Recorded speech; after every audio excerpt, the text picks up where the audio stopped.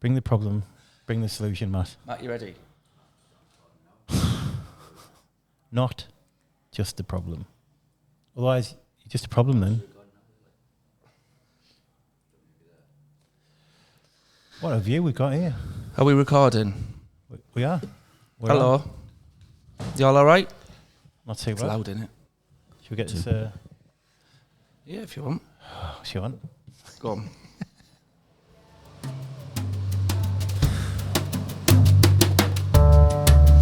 Hello, this is the Every Man Can podcast. Podcast based on mental strength, how we can use it in our everyday lives.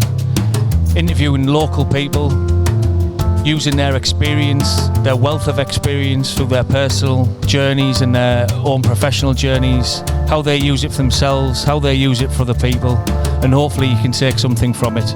We hope you enjoy. Hello. All right. How are you doing? All right, you. Yeah, not too bad. Not too bad.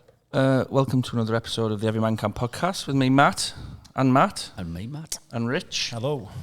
Fellinis in Middlesbrough today. I've been in here about 10 years, and last time I was in here, it was for like a party upstairs, exactly where we sat now, overlooking Albert Park.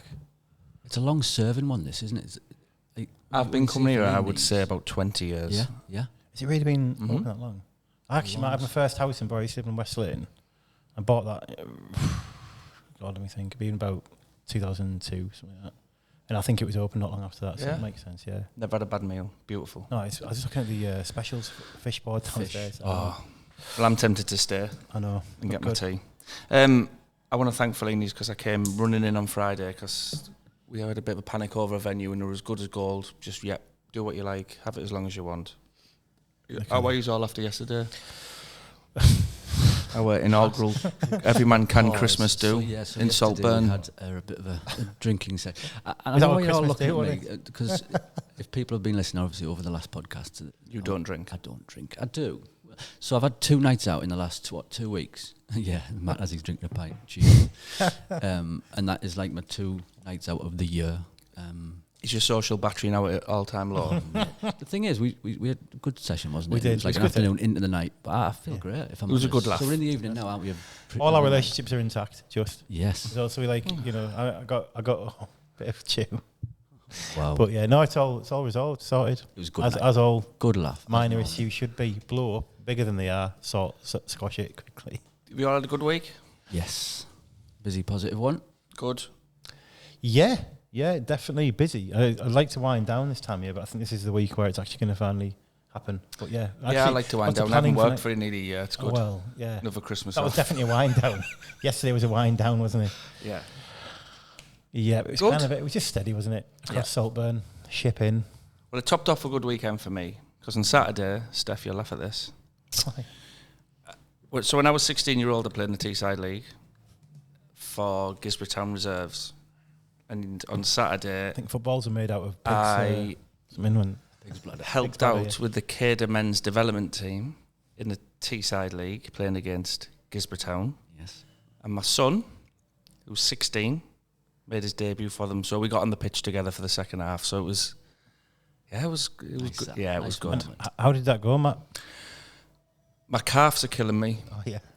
I played centre half. I did all right. Give penalty away. Oh, did you? Yeah. I you just never thought mentioned I can make that tackle.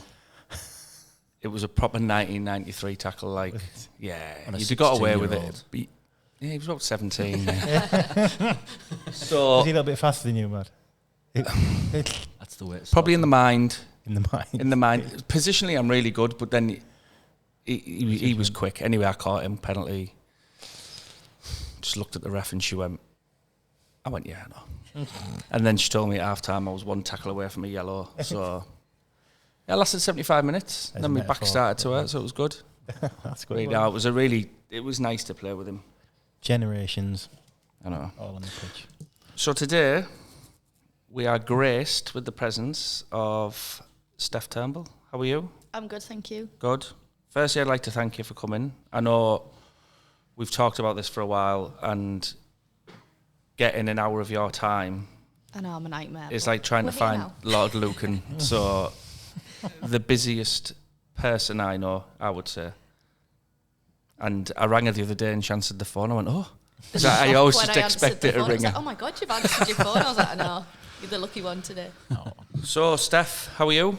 Yeah, I'm good, thank you. Yeah, Good, thank you to be again. here, so thanks for inviting me. So, a bit of a bio for Steph. You have coached for 15 years now, football. Yeah. You are a UEFA A licensed coach. Yeah. Your football background, you started playing for Borough, Middlesbrough, and you got injured. What age were you then? I'd done my ACL when I was 20. 20. Yeah. And did that stop you playing? Yeah, so at the time when I'd done my ACL, I was at uni, so I went to uni in Leeds. So it was my last year of uni that I actually done it. I wasn't actually playing for Borough when I'd done it. I was playing for another team that I was helping out, so it's ironic, isn't it? Yeah. And yeah, I'd done my ACL, but then by the time, obviously you're out for quite a bit of time. I mean, I'd done a good job. I'd done my MCL, meniscus and everything, so they couldn't actually operate until my MCL had healed itself, which took 6 months in itself. So then by the time I did have the operation and done all the recovery, I'd left uni, then I'm working and stuff, and your time becomes a little bit more precious, doesn't it? So game over at that point. So you threw yourself into coaching, and Yeah. that's led you to managing Middlesbrough ladies Yeah. and running the Teesside RTC development, which is where I know you're from as well. What's RTC development? So it's a girls' academy basically. It's a regional talent club. So it used to be funded by the FA, hence why it's a regional talent club. So, but yeah, a girls' academy basically. Used to be funded by the FA. Yeah, it's not anymore. Yeah. They don't fund it now. Right. We'll get into But that. that's another story. I was about to peel back the layers. No. But we'll go later. Okay. Before moving to York, Yep. where you are the technical director, Yep. the senior female team's manager, and you are a teacher. Yep. Anything else? No, just that at the moment. Good. So what do you do in your spare time? No. Podcast. Don't answer the phone to Matt. Yeah. Just ignore Matt. I also, Steph, had a look, and you've coached at Leeds United as well. Yeah, I did some stuff there when I was at uni. So yeah, I was quite fortunate. When I played when I was younger, I had Gemma Granger as a coach, and she's actually the Wales manager now. So she's gone on and done really well for herself, and I was quite fortunate that she kind of got me on my badges when I was 16, level 1. When I was 18, she got me on my level 2, and she knew a lot of people in Leeds at the time. So pulled a few favours in for me and got me a few jobs. Good. So yeah, I did a little bit at Leeds as And well. you're also an affiliate tutor as well, aren't you? So I am a tutor, yeah. So that's where I first met you when I did Yeah. my level 1 coaching, and it grew from there. So, Steph, the first question we ask everybody is, what is mental strength to you?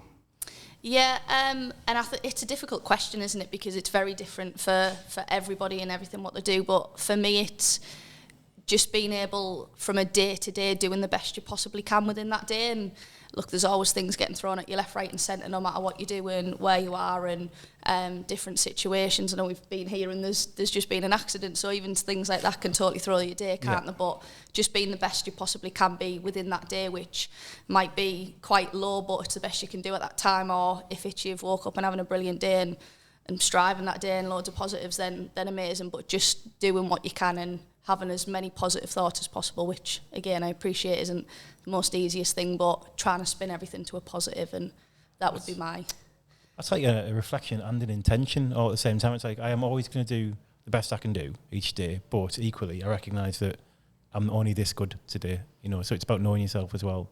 So I take quite a lot from that, actually. It sounds like you know yourself and your ability and quite well. Yeah, definitely. I mean, you try to, don't you? But things change and different things go on. But I'm someone that, like Matt said, I'm very busy all the time, which some people I talk to, they're like, oh my God, that's absolutely nuts, and what are you doing? But for me, that's how I get the most out of a day. And if I'm not doing extra things or keeping myself busy, I'm a bit like, oh God, I've wasted a day. And like, if I have a day off and I sit and watch the telly, I'm like, it's the worst thing in the world. I'm like, I've just wasted a day. I haven't. I've just switched off and watched a Netflix series. But I struggle when I have those days. So being busy for me keeps me going, that's for sure. So working in football for as long as you have, and how well you've done as well, which, and I know my daughters, we've kind of followed you a little bit, haven't we? So my daughter's now at York, and I think it's probably the best place she's been for the environment, the coaching, and that's a credit to yourself and the team. And I know we've had conversations in the past about coaches and stuff, and you were very, very lucky at York with the coaching staff that you've got. that if you aren't there, everything just runs normally, it's fine, and they're good as gold. In a predominantly, I'm really interested in today's chat, because in a predominantly male environment, which football is, and I suppose, so if I don't mind, how old are you now, Steph? 32. So 10 years since you got injured, 10, 11 years. Yeah. So if we go back female football 10 years... Oh, it's massive. Yeah, it wasn't a good place to be, I suppose, was it? No. And it wasn't a good place to be. It just wasn't as, I suppose, as perceived how it is now, and as much money, I suppose, and publicity and things like that. I mean, I played for Middlesbrough and absolutely loved it, and I had a great time playing for Middlesbrough. And the team that I was only on about yesterday to my mum, actually, and the manager at the time, the team that we had, like, it was brilliant and it was a great place to be. But yes, it's coming a long way, and players are playing professionally now, aren't there? I've got a career in terms of coaching football, so I think that's where it's come a long way, and you're not perceived by everybody as you shouldn't be here because you're female. You're perceived you're a good coach, so you're here, whereas probably 10, 15 years ago and before that wasn't the case. Can I just comment? Because Matt said when he attended I don't know if you first met or not, but when you did the level 1 coaching. Yeah.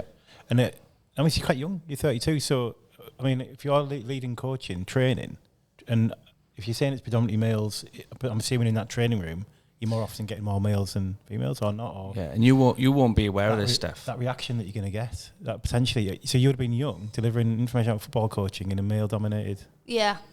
I reckon that was about 8 years ago, 8-9 years ago, and you won't be aware of this. So,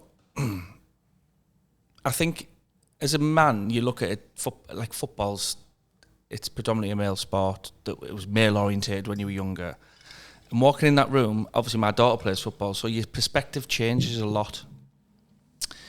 There was comments that day, like, who's she? She's just a young lass. What does she know? And there was comments like that, and I remember sitting there thinking, wow, like, really? Like, this person is willing to deliver and teach you. And I think, is that something you faced going through football and through, because you worked for the North Riding for a while, didn't you? Yeah, I did, yeah. You do, and I think when you go into football as a female, it's kind of, you shouldn't, but you do expect it, and I think you can go one or two ways, can't you? You can feel sorry for yourself and think, oh, they're saying this about me, and walk in a room like that and not have any confidence, but the way I've been brought up and people around me, it's, well, you're there because you're good enough to be there, so just do it. If they don't like what you're saying or they don't like you, then it's up to them. Like, you can't affect everything, what everyone says about you or what everybody does, so I'll just do the best job I can. If they take something brilliant, but I think I'm someone that's quite reflective in the sense of wanting to be better as well, so I think if someone asks me a question, and I think that's the issue sometimes in female football, it's like you should know all the answers when you can't know all the answers, because who knows all the answers? Because you're female, it's like you have to, otherwise people's going to be like, oh, it's because she's a girl. But I'm very open to the fact of, if I don't, I'll find out for you, or I'll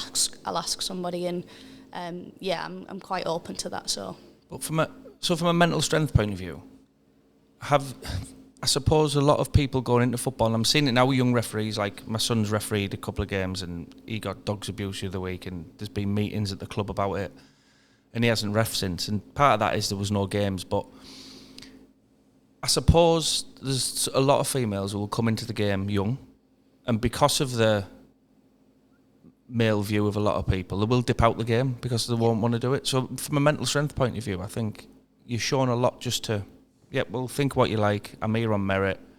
I think that's a really positive way to look at it, do you? Absolutely. I think as well, just from you being sat here, and you having that mentality or that attitude, or like you say, coming from your upbringing, and your mum and dad's just, if you're capable, you can do it, and I honestly love that, and I think it's so important. And going back to the situation of when Matt walked in the room, and some lads were saying whatever they were saying, I'm hoping at the end of that, whether this happened, Matt, I don't know if you've seen it as well, that them lads walked out and went, maybe just said something to themselves of, she doesn't know what she's talking about. Yeah.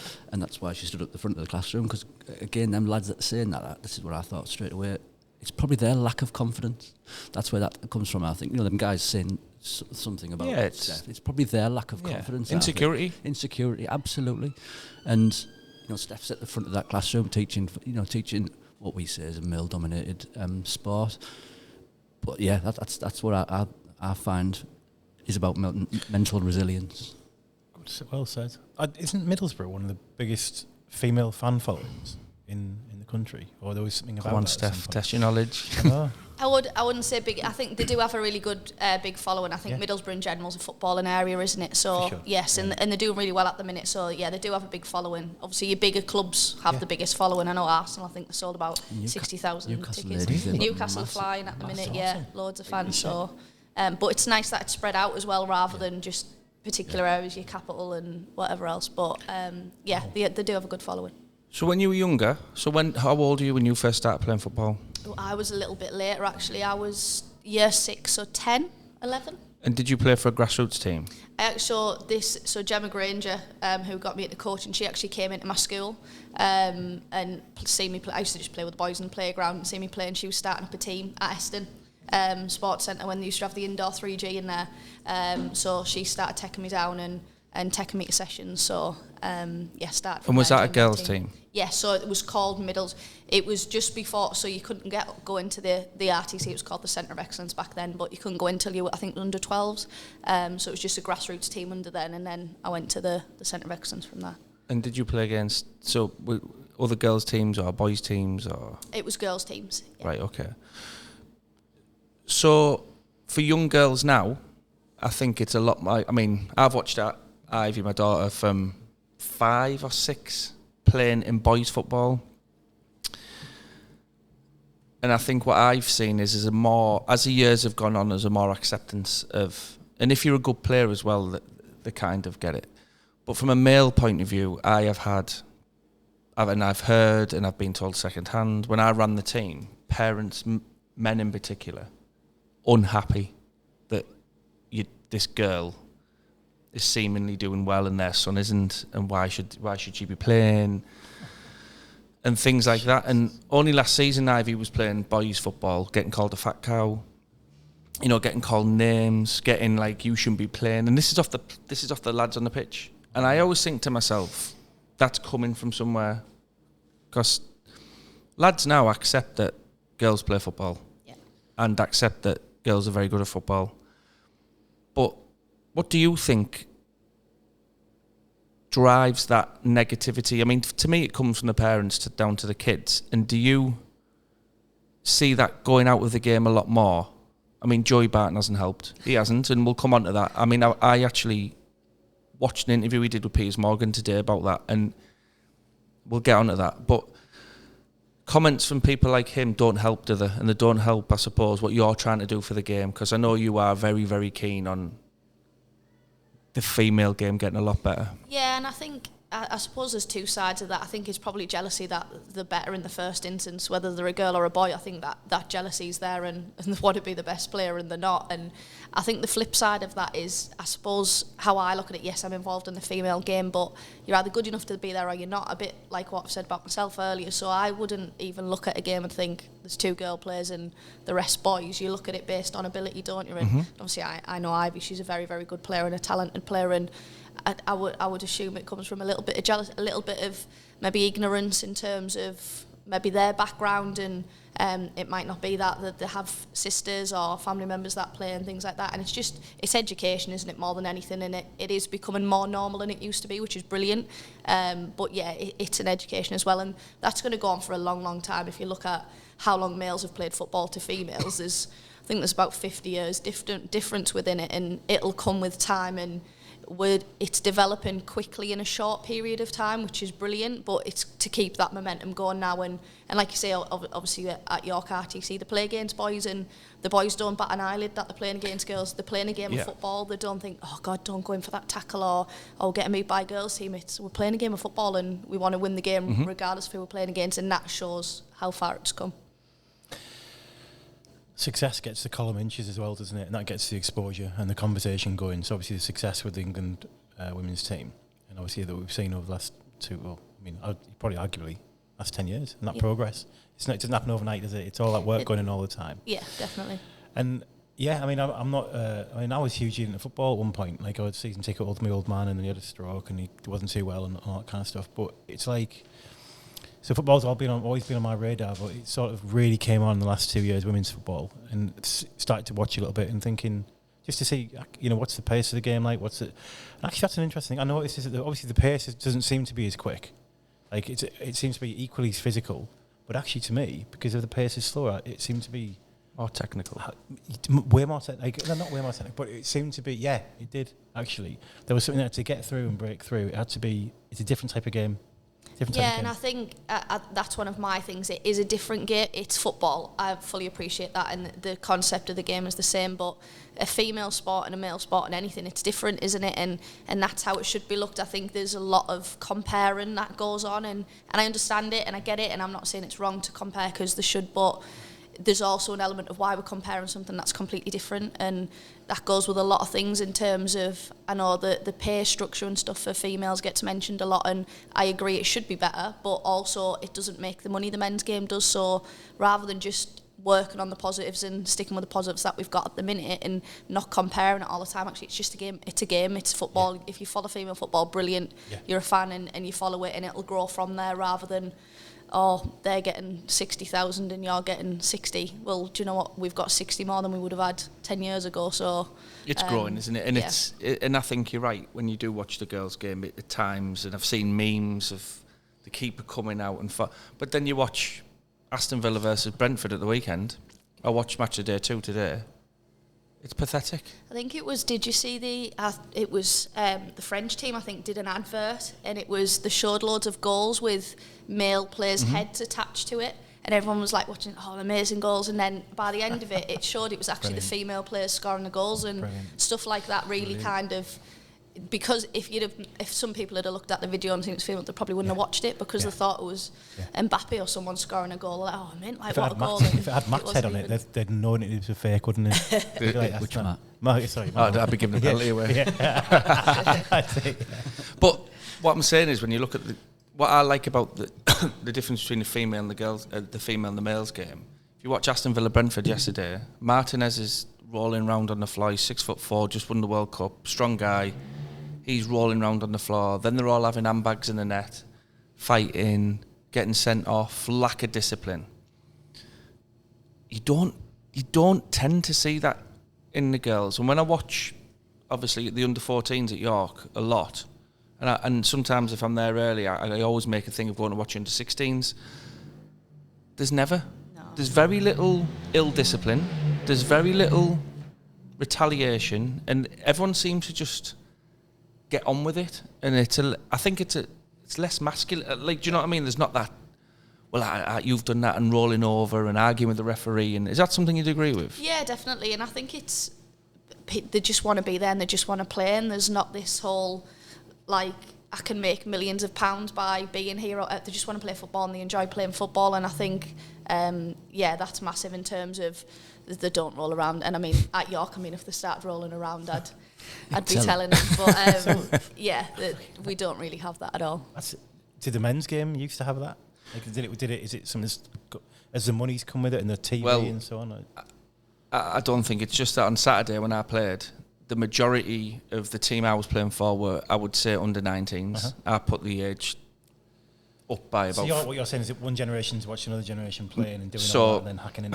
I spoke to a lad on the other team, politely, about why he's going down like he was. Different story. And arching, different story I told you yesterday. But the way they were going down, one guy got touched in the box, and honestly, he must have leapt 3 foot in the air and landed on the floor, asking the referee why people aren't getting booked.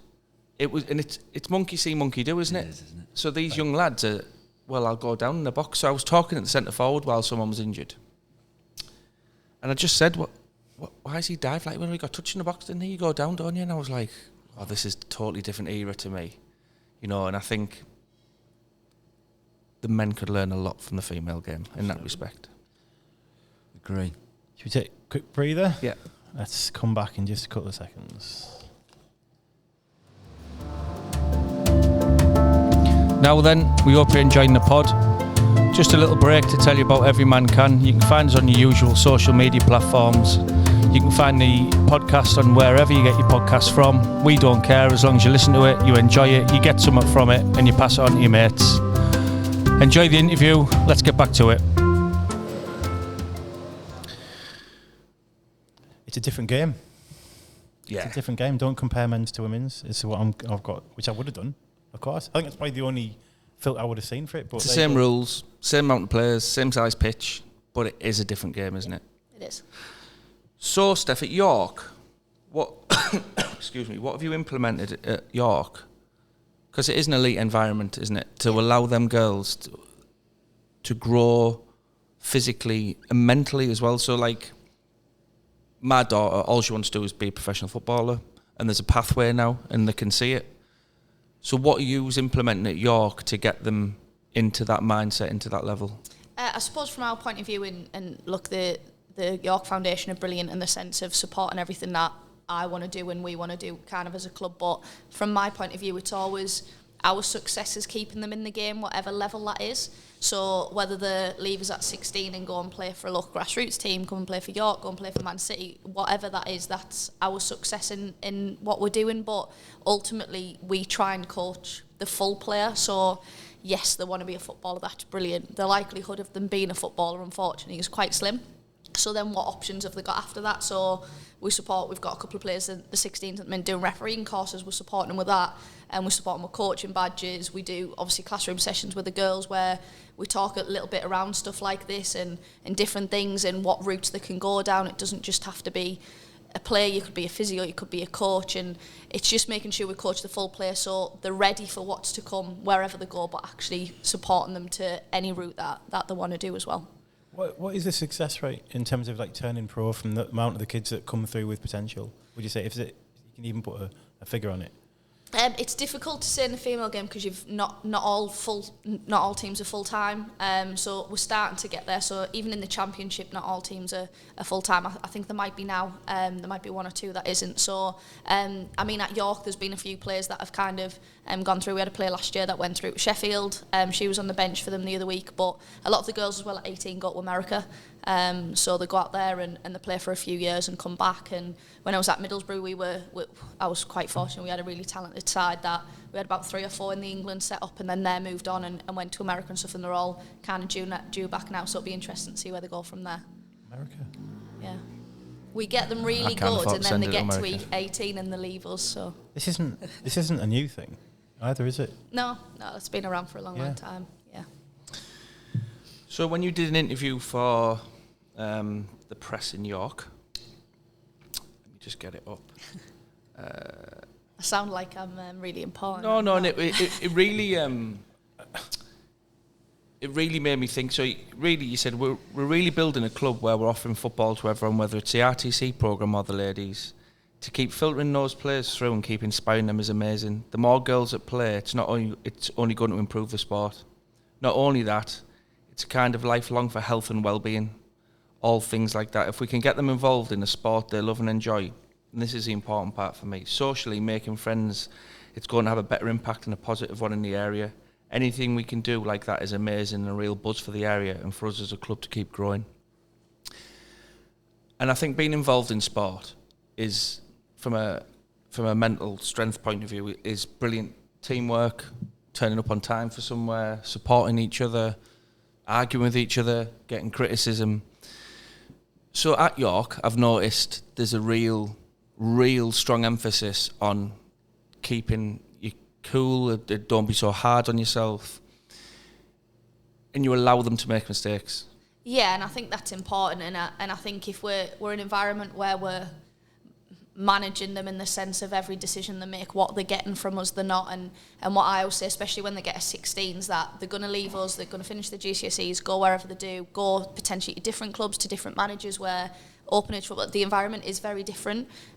You're not looked after and wrapped up as much as when you go there. So for example, at 16s, we'll go to a model the second half of the season where they'll start, we play equal playing time for everyone and developing each player, but the second half of the season, they won't play that. And yes, there's pros and cons. One of the reasons we do that and why I like doing that is if they don't play and they don't manage it mentally and they have a little tantrum or spit the dummy out, whatever, they're in an environment where we can support that. Whereas if they do that when they're 16, 17, 18 and they've moved on, it's an environment where they're probably like, what are you doing that for? See you later. So yes, we try and support as much as we can mentally and physically, but ultimately, and I think it's a club, and one of my kind of philosophies and everything that I do is I want them to know we care. And I think if they know we care, then we're getting the best out of them and they're getting the best out of us. And the environment that we set, and I try and set wherever I am, and you've been a couple of places I am, so hopefully you'd agree it's an environment where, yes, they can make mistakes and we'll work on it. It's not, we're going to shout at you, we're going to tell you off, we'll help you, we'll support you.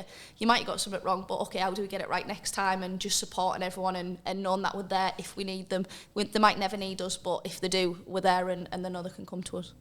I think a big thing, Steph, as well, one thing which I was really impressed with as a parent was you put a message out the other week around sanitary products for the kids, for the girls. And as a male coach, I've helped cater with the girls' team a couple of times, and I've never encountered that sort of situation. But when I read the message, I thought, God, how would I react if a girl I was coaching came to me with that problem? I would probably just say, go and speak to parents, which is fine.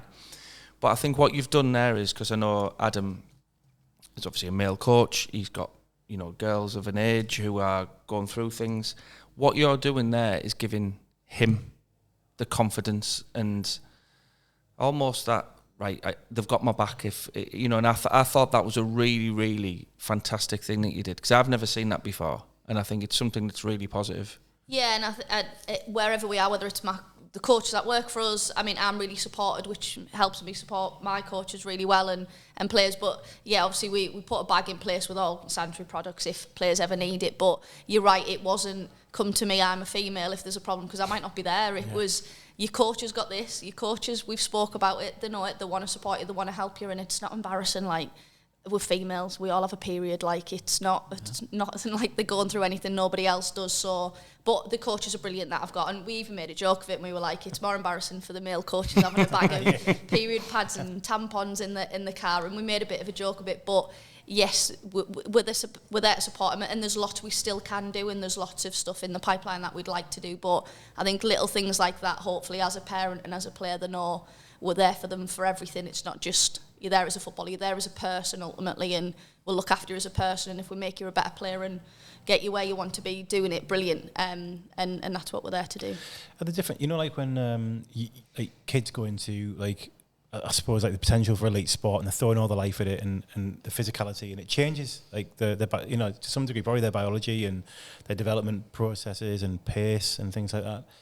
Is that something that's considered generally, like within the league? I don't even know how to phrase it. I'm just trying to say, like, one part of it is, we talk about mental strength basically, and it's like one part of this is there's something when you grow up, you get these different challenges. You're saying that football is actually, if it's well organised, can actually round you off as a person developmentally quite well. Is there a difference there that you can think of between, you know, men's and women's developmental side of this when they're doing that? In terms of like the whole player? The whole player. Yeah, I think the difference in the male and female is they can make millions of pounds, and I mean, I'm not going to kind of disregard boys' academies because I've not been involved in them, but would I say they offer the similar care to us? I'm going to say no, because I think when they're at a boys' academy and they can make that much money, they're a number. And that's something especially wherever I am and wherever I coach, I don't want to think they're a number. And yes, we have more talented players in some teams than others. That's just natural. But it's not emphasis on you're my three best players, and if you get in the England squad, it's going to make us look great.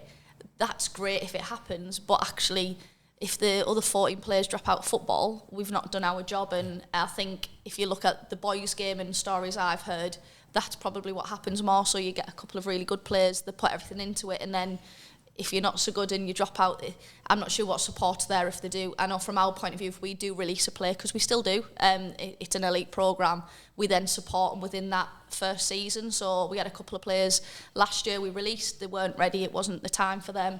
I then went to 3 or 4 of the games within that season, constant check-ins with parents, how they're doing, and parents then had that support still. They came back into the programme and they're now borderline getting in our first team. And I'm not saying that support has got them there, but it was that touch base of we still care about you. You might not be with us, but we have put time into you, we want to support you, and they've come back better players for it. So whether that's there in the male game, I'm not sure, but stories I know, I'm going to say no. I know everybody's sort of nodding at me, Steph, with like my son, I told you before, he's in an academy He's in his second year scholar at MK Dons.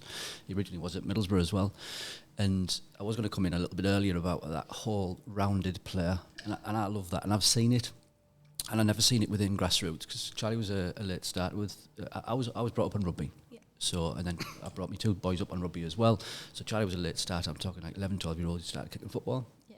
And then from there, he's gone now to MK Dons in the second year. And I love that... rounded player, and I get we saying irrelevant if it's male or female, the boys or the girls.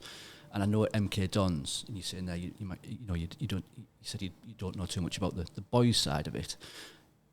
They're unbelievable with that. I really do think that. I'm not just saying that because he's there. I've seen 2 different ones, and they do really push off the field stuff, which is what I love, from mental health, from saying hello to someone. Just they actually tell them when you're walking down the corridor in the street or wherever, whether it be a member of staff, whether it be public, say hello to them, shake their hand, speak to them, because the typical, I was like that, teenagers at 16 to 18-year-olds, like, whatever, yeah. And now it's phones, it's the head in the phones, and I love that about the whole person, and I know you've just touched on there about with the girls side of it as well, and I think that's so important to. Like you say, when they might not go into football, it might be physiotherapy, it might just be going into any job, it might be going over to America. I think it's so important for that to, not just football is life, isn't it, really? To have the whole rounded person. And, you mentioned there about, what other clubs are like, where my son is, they really push that down. Yeah. That's what I love. And I noticed that when he was going, making a decision on where to go with the club. And I think that's what he picked up on as well, because he's got that. He's got a good mentality, and I think he picked up on that within the club as well. Yeah, and that's what you need, isn't it? Because if he doesn't make it, he wants that support. I'll tell you a funny story about at York. All the girls now wear Crocs, so they all rock up in Crocs. And we started the season, and we train indoors for part of the session on a Thursday, and they kept forgetting the trainers because they come in the Crocs. So I was like, girls, if you keep forgetting your trainers, I will ban Crocs. No, you won't. Kept forgetting the trainers, so now they can't come and slide us a Crocs, and they're like, well, why have you stopped us doing that? You forgot your trainers. So now it's even them little bits of actually, well, I won't forget my trainers again because can't even come in my Crocs now. It's like you can go home in them, but you can't come in them. I think what you do really well at York, and it's one thing I've noticed, and I suppose when you talk about mental strength, and when Ivy first started, obviously she was nervous. It's not our area. We were travelling, and she was concerned whether she was going to be good enough.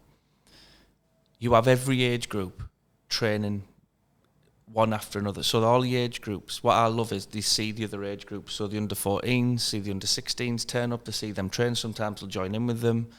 Then the ladies team come. Everyone's dressed the same. Everyone's got the same bags on. So there's no, we're first team. There's no, well, we're the under-16s. And what I've found is the under-16s are talking to the under-14 girls, and they all get on. And I think that's a really, really positive thing that you do. Like the kit, even I really focus on little things. Like even the kit is just the same throughout. So even the younger foundation girls who are trying to get into the next step, they're in the same kit. They all look the same, and they're all inclusive. Yeah, and I think what you mentioned before in terms of staff that we've got staff that actually go through the full pathway. So it's not like first team have one set of staff and the ladies, then the RTC have others and ETC, and it is a brilliant set of staff in terms of, and everyone's got the same vision and idea that they just want the best for the girls. So yeah, and the foundation are brilliant in the sense of, I agree, things like kit and equipment and timings and venues and stuff, they're brilliant at making sure that's as elite as it possibly can be.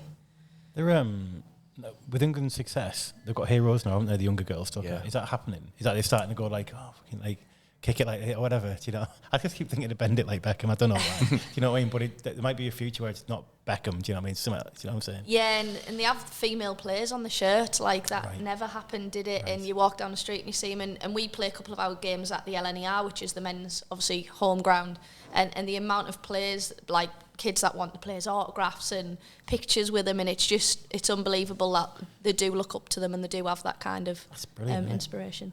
Sorry for my ignorance here about who the person is, but I was in Newport Pagnell. That might ring a bell now of who the person might be. And I was driving through, my son was getting ready to go and play, and I was just killing half an hour in Newport Pagnell. That's where he was on loan. And I went down the street, and there was a massive I'm talking, I don't know, 15 foot by 15 foot mural, is that the right word? Of an England player, female England player, and I thought it was absolutely fantastic. You know, the good thing was there was 3 girls taking selfies of it, and I thought absolutely fantastic. Brilliant, so whoever that person is, I'm sorry for my ignorance. You're out of Yeah, no, shocking that, isn't it? I should know this. So it was just, I just thought, how good's that? It's class, isn't it? It was a full colour England. She was, I was just celebrating a goal, and I thought there was 3 girls taking selfies. Shows how far it's come, isn't it? Brilliant. Definitely. Brilliant. Well, Jill Scott helps as well, doesn't she? Wasn't her, but yes. But she has helped, hasn't she? Like that, to like going on the jungle and raising the profile and everything else.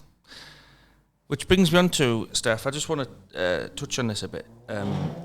Joey Barton obviously made some comments in the week. And so I know we discussed this at York the other night, actually, didn't we? Yeah. Around what he said. And part of what he said is women shouldn't be talking with any kind of authority on men's football. It's like me talking about netball or knitting. So the press sensationalise things.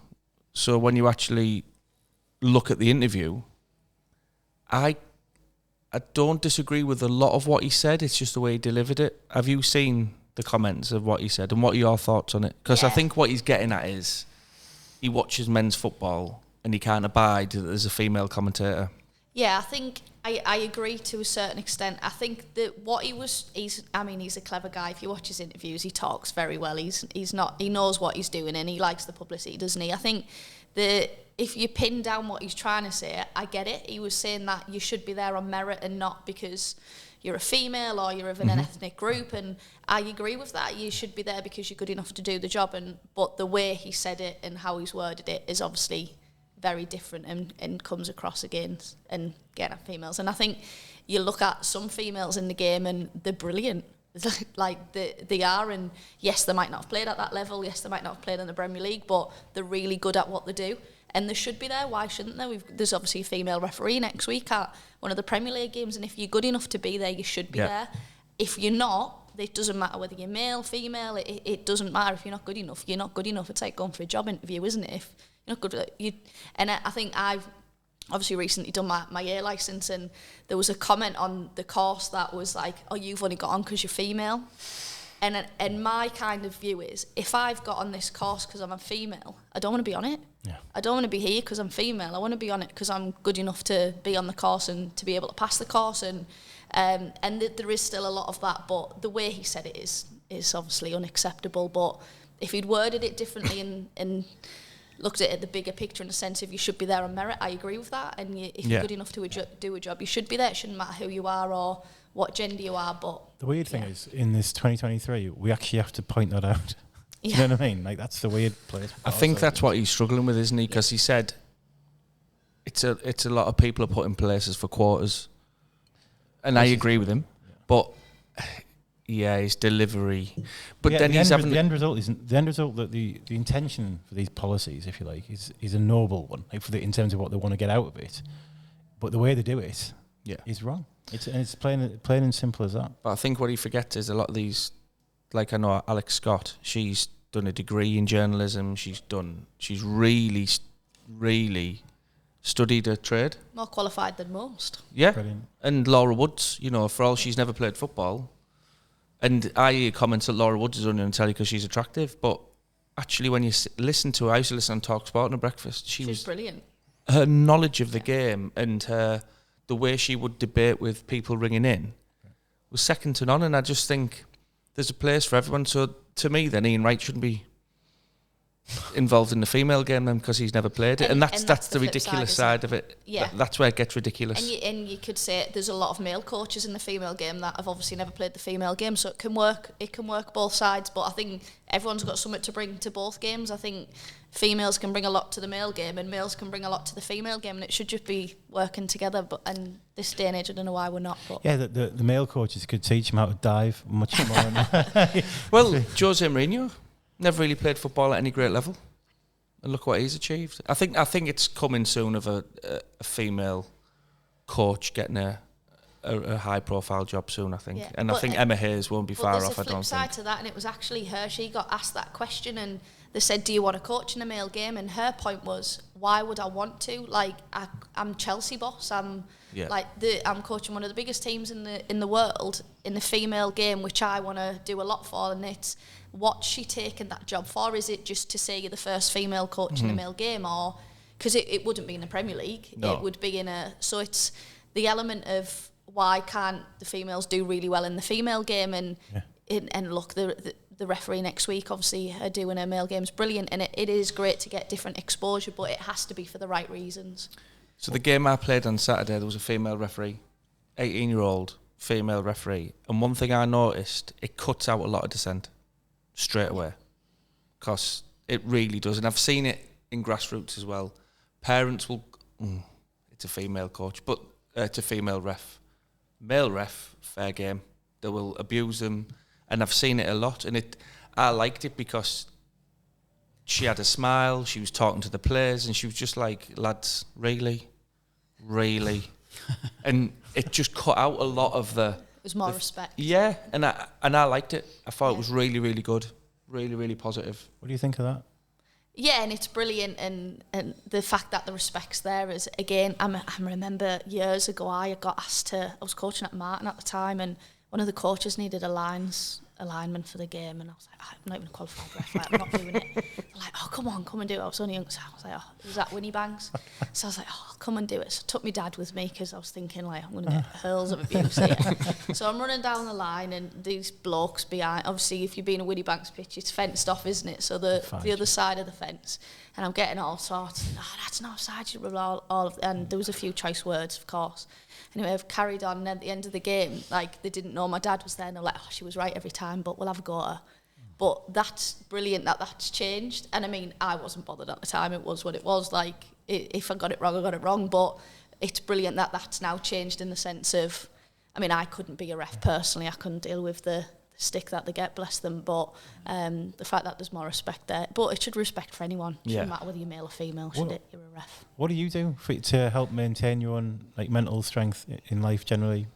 I'm obviously a busy person, and that helps me a lot, because I'm a teacher, and obviously teaching can be difficult, which is where football's brilliant for me, because as soon as I leave teaching, I'm going to coaching, and you're putting a different hat on and you forget about what's happened in your day in that sense. So that's brilliant for me. But I'd try a lot of different stuff. I mean, I've got a dog, and dog walking's the best thing in the world, isn't it? Exercise is brilliant, and just, I suppose I'm someone that likes to keep learning, so reading books, looking into things, doing different stuff, and that helps me, and different people are obviously doing different ways. I tried yoga the other week, and it's a lot harder than it looks, isn't it? I had a bit of time, I thought, I'm going to try an online yoga. Oh my God. But yeah, I try loads of different bits, but yeah, ultimately, in coaching helps me, sport helps me, watching sport and stuff on the telly, so yeah. You're a doer. You keep busy. I am a doer. So very busy. I'd always be wondering, if you're not busy, are you just trying to get yourself busy again? I sit there, and then, like, I'll be watching, and I'll just have another idea of something. Right. I'll have another idea of, and I've had a little bit of time off work. I'm starting a new job, and it's like, it's not been good, if I'm being honest. I think I've watched everything on Netflix, because I've gone the other way and just sit and watch the telly. So you're a bit of an innovator as well. If you're reading, you're curious about new stuff. Yeah. You're probably trying to build that into your own life and innovate and try. You said try new things all the time and so on. Yeah, like, so. I didn't have time to do it, but I done a master's in leadership, and always doing, like, I love just seeing, like, different and how people work, and I'm actually not the best communicator in the world, and anyone listening that knows me will be sat, like, thinking, yeah, she's right, she's the worst. And I do a lot of trying to develop that, because I think I think when you're coaching, everyone's different, and everyone takes communication different ways, and to be able to manage a group of people, and everyone, especially from a first team point of view, I like the emphasis of people, me caring about people. But when you're picking a starting 11, there's going to be an element of them not thinking you care because they're not playing. So trying to work on that, and yeah, just trying to be the best you can, and our strapline at York is be your personal best, and I suppose that's something I try and do. But yeah, if I'm not busy, that's when everyone's thinking, oh, hang on. There was one thing, Steph, just on that about personal best that I picked up. I was watching a training session earlier on in the year, and the under-16s were doing, I think, full pitch runs, and you were really vocal with them saying, doesn't matter where you are, just do it for you, be your best for you. So there was some girls at the front, some girls at the back, some girls in the middle, some girls blowing, like struggling, and you just kept them. And so because I do the full pitch runs when I was coaching the 16s at the time, I took that into that. Just do the best for you. And I think that's the same in everyday life, really, isn't it? Just do the best for you that day, and then that's your message, really, isn't it? Yeah, no, definitely. Treat yourself as someone who you would support, basically, like someone you would support. Steph, we are coming to the end. I could sit here and chat football all night. It's been one of my favourite ones so and far. You usually do. I know. Firstly, thank you. I know you're very busy, and we've touched on that, but really thank you. I think it's a fascinating insight into the different elements, and I think I always like to look at what are men going to get out of this, and how it's different. And I think it's just accepting change sometimes as well. And I think a lot of what goes on in the males game is an acceptance of just things are changing, and things are changing for the better.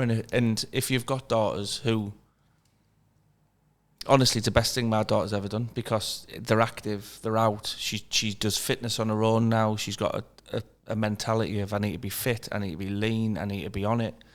And I think it's a really, really positive thing for girls, no matter what level they're playing at. Yeah, no, I totally agree. All right. Thank you very much. Lovely to meet you. No problem. Brilliant.